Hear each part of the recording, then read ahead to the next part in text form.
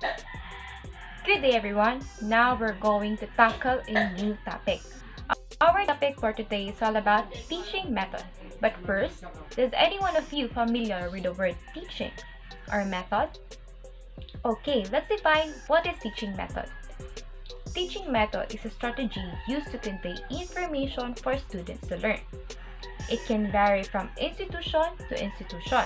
The best method of teaching focuses on the best way to convey information for students of all different types.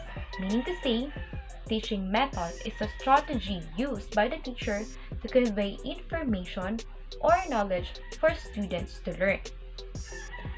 Teaching methods can be classified into three categories: instructional design, student-centered learner, and the collaborative or cooperative strategy.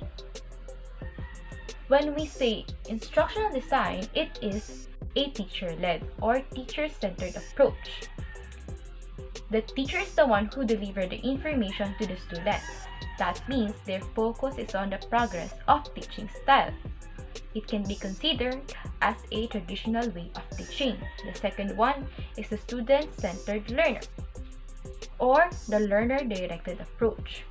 The focus of it is on the performance and progress of the students. We apply different teaching methods that will enhance the ability and skills of our students. Last one is the collaborative or cooperative approach, which is also known as a group-oriented approach. In this method, it requires a group of students. According to the study of Neil Schoner, studying in group helps students to learn more effectively. Now, let's move on. Now, we're going to discuss the different types of guided questions that we can consider when we are selecting our teaching method. First one is, what age group will be studying? Is it in grade 7, grade 8, grade 9, or grade 10? What level of education does everyone have? Are they beginners or experts in their field? How much time do I have to work with them? How long can my attention span last when working individually in groups? Do I want more information about the topic than just the basics? So is it an educational experience, or do I need something fun or entertaining for people who don't know anything about the subject matter?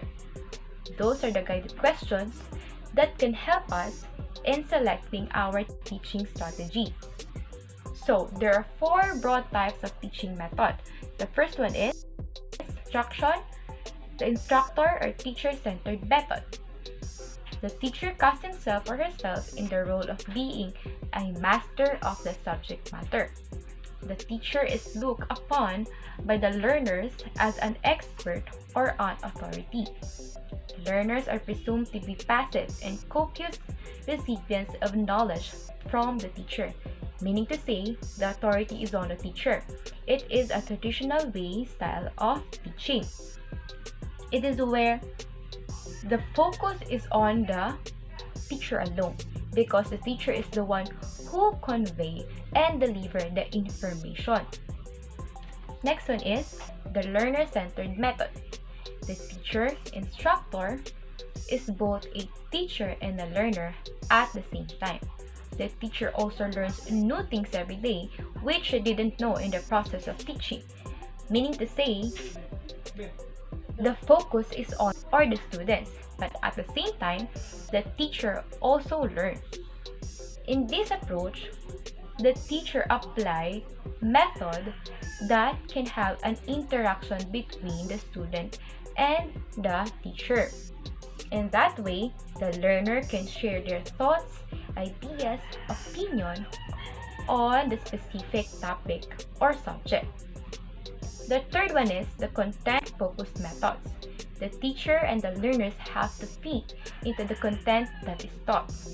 Both the teacher and the learners cannot alter or become critical of anything to do with the content. That means the teaching method that we are applying is based on the content or the topic we are teaching. The last one is, or the fourth one is, interactive or participative method. These methods are driven by the situational analysis of what is most appropriate thing for us to learn or do now given the situation of learners and the teachers. That means there is an interaction between the students and the teachers. It is where the students participate in the teaching learning process. These are the four broad types of teaching methods.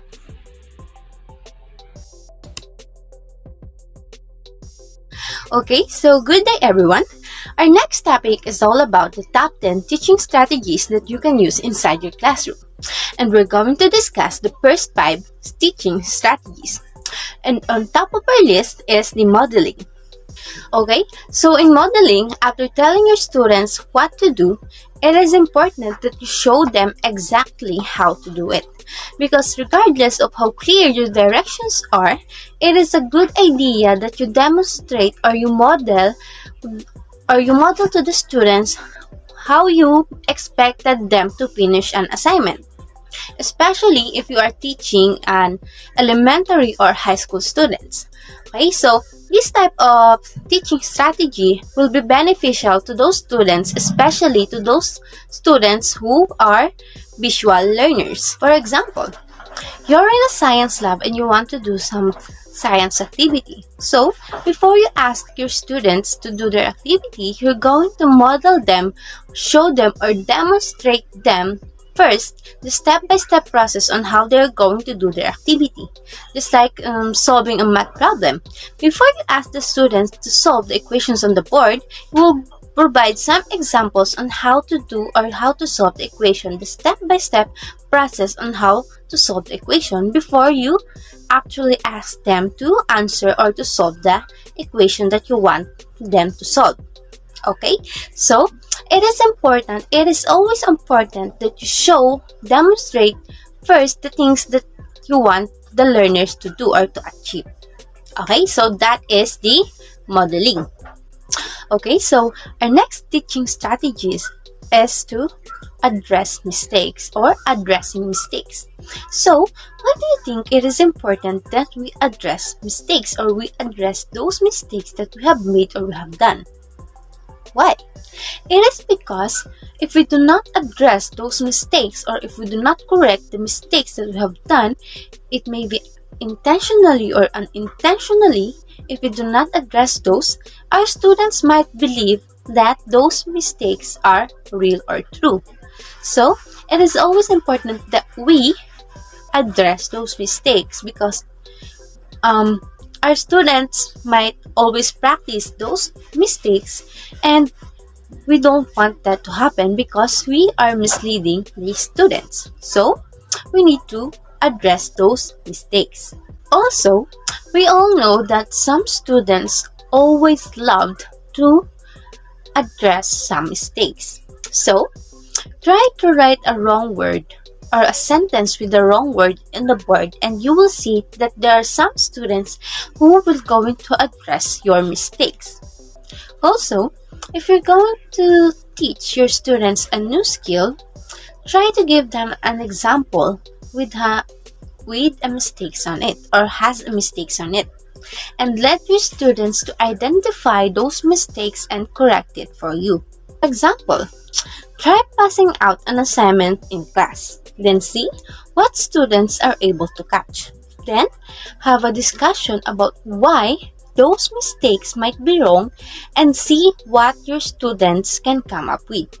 Then after that, have a mini lessons about the grammatical errors in hand. So, it is always necessary that we address those mistakes. It is also great to create a classroom atmosphere where making mistakes is a part of learning process. And the students will feel less intimidated by the topics that they might struggle with. So our next teaching strategy is to provide feedback.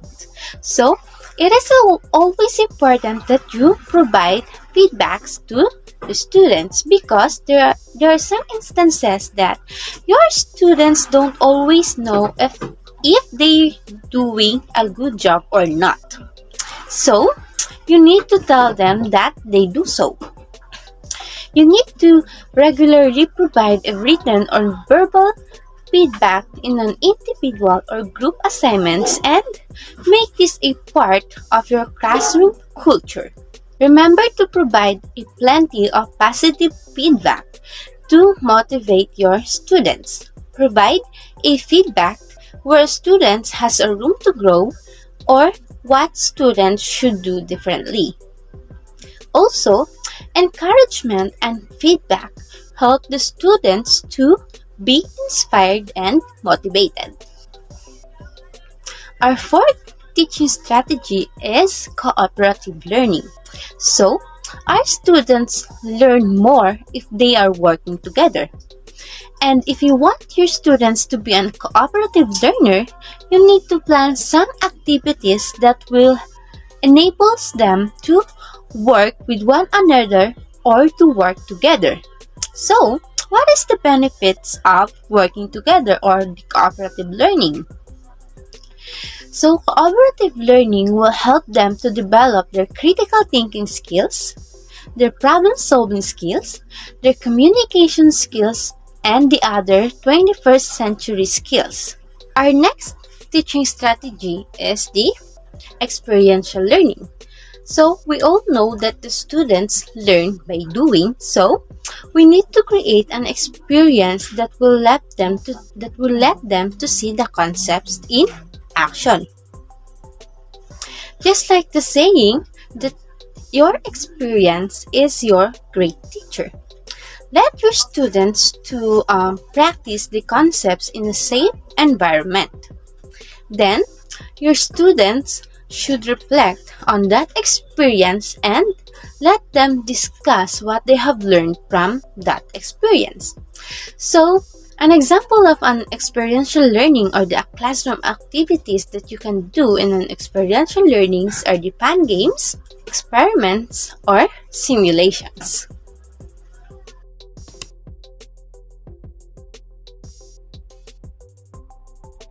Good day, learners! So before we start our discussion, let's have first a short recap. So a while ago, we have discussed the first 5 teaching strategies that we can use in our classroom. So first, we have modeling, addressing mistakes, providing feedback, collaborative learning, and experiential learning. So now, we are going to discuss the 5 remaining teaching strategies that we can use in our classroom. Are you ready? Alright, let's start. Number 6, we have student-led classroom. So this happens when students get to be the teacher for the day. They learn things that they wouldn't have learned otherwise. So this happens usually during application part, when you as a teacher are going to divide your class into 3, 4, or 5 groups, and then you are going to assign or appoint a student who will be the leader and to be the teacher for the day. So you could have students team teach or work in groups to teach a new topic. So each group you are going to assign a topic wherein a student teacher is going to present or going to discuss in their own group. So in this case, you will find out that other students will learn from their peers' unique take on the subjects too. So we need to accept the fact that as teachers, we somehow fail in teaching our students. Our students didn't enjoy or didn't grasp the lesson very well. So in this case, by letting your student to be the leader and to be the teacher for a day, you will notice and you will observe that some of your students will be able to learn on the strategy that a student use in teaching their classmates. Did you get it? Okay, so number 7, we have class discussion. So class discussion is somehow interrelated and interconnected with number 6, which is the student-led classroom. But in this part, class discussion is another way of students to teach each other is through class discussion. Okay, so class discussions happens usually during reporting, during demonstration, or topic presentation. They are the ones who are tasked to discuss the lesson in front of everybody or in front of the class. So as students take turns discussing the subject, you can assess their knowledge. So by doing so, you can be able to assess their knowledge, their skills, and discover which students grasp the concept and to what extent. So in this case, you will notice which students excel and which students perform well, or who are the students who need to do remediation, or which students need to focus more on this part. Okay? So number 8, we have inquiry guided instruction. So by asking questions and working together to solve the problems, students get to be involved in the learning process. So it is very important for students to ask questions, so the class can work together to determine the answer and report it. So one way of assessing, or one teaching strategy that we can use as a teacher is by inquiry guided instruction. So once a student asks question, we can assign them to somehow discover and do a simple research about their question, and then they are going to present it in front of the class. And as students do the work to discover the answers on their own, they remember the concepts better and more fully. So it is believed that when students perform on their own, when students discover things on their own, they fully remember the concepts and they remember the concepts better. Okay, so next one, number 9, we have lesson objective transparency. So rather than letting your students figure out what they should be learning on their own, just tell them. Okay, do not let your students guess what are your objectives. Also, clearly state your lesson goals or objectives before presenting your lesson. So you could announce it in class or write it on the board. Just make it simple and clear for all your students to understand. So do not use flowery words, do not use difficult words in making and presenting your objectives. Just present it in a more simple and concise manner so that your student will be able to understand it more clearly. Okay, so then they know what they're working towards and what they should know by the end of the class. So by stating and by saying or by writing and presenting your lesson objectives, you are helping your students to know what they need to learn at the end of the lesson. This also helps to reduce students' anxiety come test time. So in this part, you are helping your student to acquire the proper knowledge and assess in the end if they meet or if you meet your lesson objectives. Okay, did you get it? All right. So now we're going to discuss the last one, or the 10th teaching strategy that as teachers can use inside your classroom. Last one, we have graphic organizers. So graphic organizers summarizes the information in a concise manner.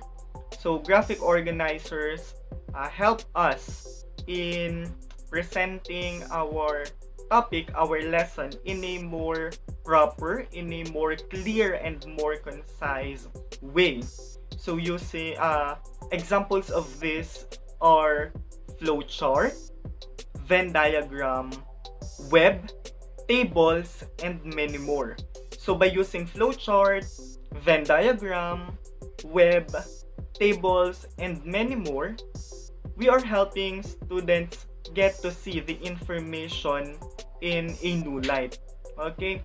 We are helping our students to see and to see the lesson in a more clear manner. So this helps them organize the information in their minds so they can better grasp the new concepts. So by using graphic organizers, we are helping our students learn more and learn in an effective way. And also, it helps us as teachers to present our topic and our lesson in a more simple way of teaching and learning process. So these are the 10 teaching strategies that we can use in our classroom.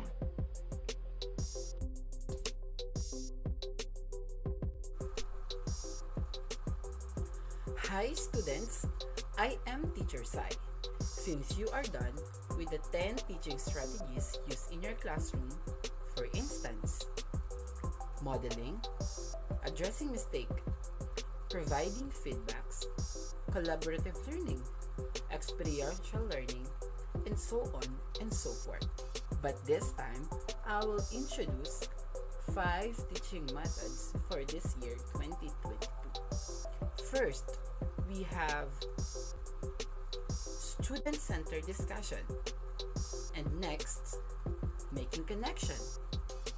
Next, increase autonomy. For the fourth one, we have building relationships. And last one, a focus on literacy. First, we have student-centered discussion. The student is the center of their learning. As a teacher, the first thing that we need to consider for our discussion is the learning of our students.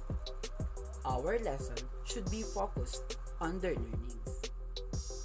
When the class read a book or short story, the teacher asks questions to the whole class. As a teacher, after we give students a book or short story to read, and then right after they read the book or short stories, it's our responsibility to ask them questions to test if they really learn from it, or to see if they read the contexts or selection with comprehension.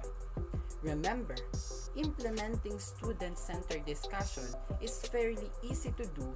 Just create thought-provoking questions that dive deep into the content.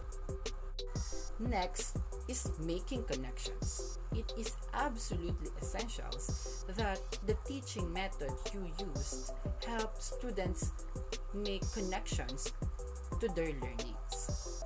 As a teacher, we should always need to consider our students. It is necessary that we think teaching methods that students can relate and connect themselves to the learnings. So, what do you think is the best examples to make connections? Real-life connections make learning relevant and interesting for students. You have to remember that to have connections with students, you should think of teaching method that students can relate and students have interest with your teaching methods. For example, real life situations.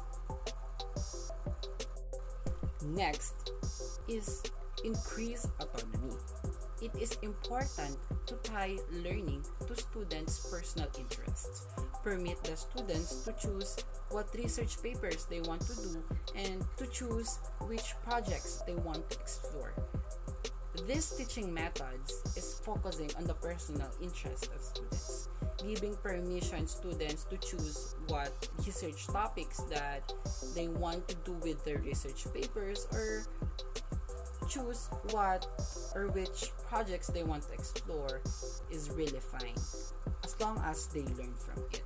So what do you think, or why autonomy is connected with the learning of students? So it is because autonomy helps engage and empower students and enable them to have voice in their learning. Next is building relationships. After increasing students' autonomy, this time we will talk about building relationships with students. Building relationship in the classroom is extremely powerful for the students' behavioral and academic success.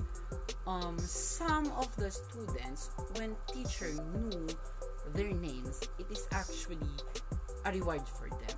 So before introducing your lesson or discussions to your students, you have first introduce yourself and vice versa for the students. But building relationships with the students is also connected with building limitations with them. Remember that you are professional, and remember that you are the facilitator of the classroom, not only their friends. And another way to build connections with your students is by attending students' sports events and actually after school activities. Lastly is a focus on literacy. So when we say literacy, it focuses on reading and writing. First, try to improve students' reading. So as a teacher, how can we improve students' reading? So first, training them how to read. Second is by giving them different reading materials. And lastly is providing them reading materials that interest them and help them to understand the joy of readings for pleasure. Next, when students read something compelling and thought-provoking reading materials, they've become stronger readers and also they become stronger writers. So always remember that reading is also or always connected with writing. When we try to improve students' reading, writing also improves and develops.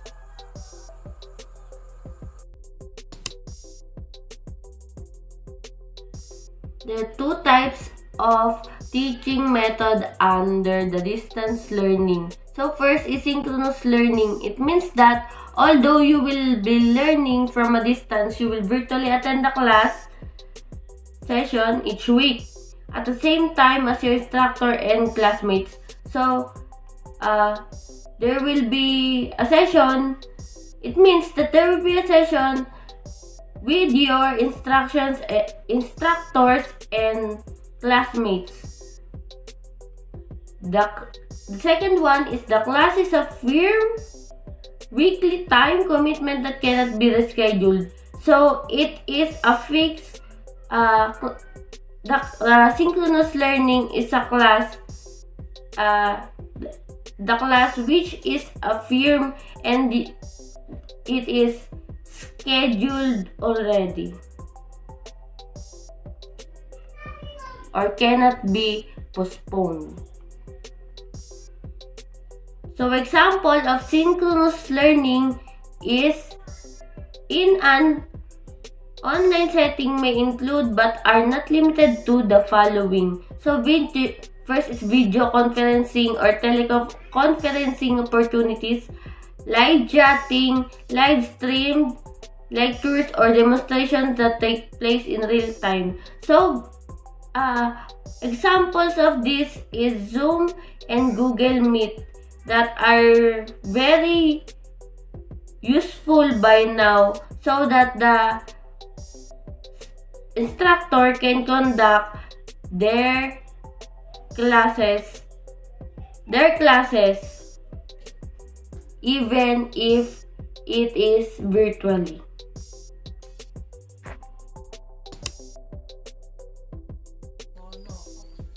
Two types of teaching method under the distance learning. What is asynchronous learning first? So asynchronous learning means that the instructor and the students in the course all engage with the course content at different times and from different locations. The instructor provides students with a sequence of units which students move through as their schedules permit. Asynchronous online teaching is where teaching materials are posted online and learners work through them in their own time, communicating with each other and the teacher via discussion boards or forums or even by emails. Distance learning describes any learning that happens without the students being physically present in the lesson, as well as the teachers. It's implemented due to COVID-19 pandemic. Most of the students and teacher adjust just to continue the teaching and learning process. They meet or execute their online class session through different applications, like for example, Google Meet, MS Teams, via Zoom, and many more. And in terms of giving quizzes and examination through distance learning, students and teachers are using Google Forms and other applications. And through those apps, teachers will be able to assess and evaluate their students at the same time and vice versa. How about for performance tasks? In performance tasks, students are often required to pre-record their performance so that the teacher will be able to evaluate also his or her students accordingly by watching their pre-recorded video. Also, modular are included in distance or asynchronous learning. Modules are for those students who chose modular over online classes. Students are required to submit their modules weekly. And every week they received a fixed module that consists of the objectives, lesson, activities, pre-test, and post-test, and also the written performance tasks that need to submit at the end of the week.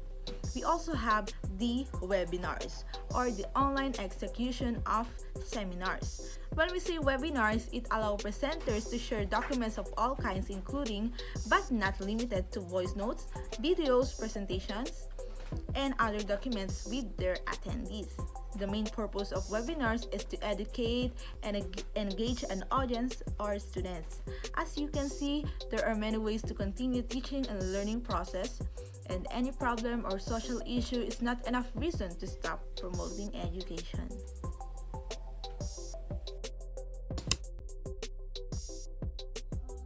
Good day, students! So allow me to introduce myself. My name is Kim Joseph Asibuche, but you can call me Sir Kim. So the topic that I will be going to discuss is about the importance of teaching method. So for you students, what do you think is the importance of teaching method? Anyone? Another answer? Okay, very good. So teaching method are the broader techniques used to help students achieve learning outcomes, while activities are the different ways of implementing these methods. So a teaching method comprises the principle and methods used by the teachers to enable students' learning. These strategies are determined partly on the subject matter to be taught and partly by the nature of the learner. So for a particular teaching method to be appropriate and efficient, it has to be in relation with the characteristic of the learner and the type of learning it's supposed to bring about. Suggestions are there to design, and selection of teaching method must take into account not only by the nature of the subject matter, but also how students learn. In today's school, the trend is that it encourages much creativity. Because if the student find the activities and the lesson engaging and interesting, they can think creatively. It will also help students improve their personal skills if the teacher gives consideration to the students who have a different learning style. Teaching method gives a sense of encouragement for those students who was lack of confidence while participating in school activities. So is it clear to you, students? Teaching method also helps the student to master the content of the course and learn how to apply it in the particular concept. So if the students master the content of the course, they can not only acquire knowledge but also experience from the subject matter. So the learning environment must transform into creative, interactive, and a collaborative classroom setting. So they can also apply those knowledge in different subject areas and also use it in their everyday living. Lastly, teaching method allows students to be innovative and critical thinkers. Consider the following example. So in learning outcome, solve a complex math equation. Learning environment, an in-person upper level math course with 20 students. Teaching method, guided instruction. So first, the instructor facilitates learning by modeling and scaffolding. Students take time to ask questions and receive clarifications. Next, students practice applying these skills together and then independently. The instructor uses formative assessment to check for understanding. So this example demonstrates alignment of what the instructor wants students to do and how they are supported in this task. If the instructor chooses a different teaching method such as a traditional lecture, students would need to process the lecture's content and apply principles simultaneously. This is very difficult to do and would lead to less successful outcomes. So choosing the appropriate teaching method brings instruction to life while encouraging students to actively engage with content and develop their knowledge and skills.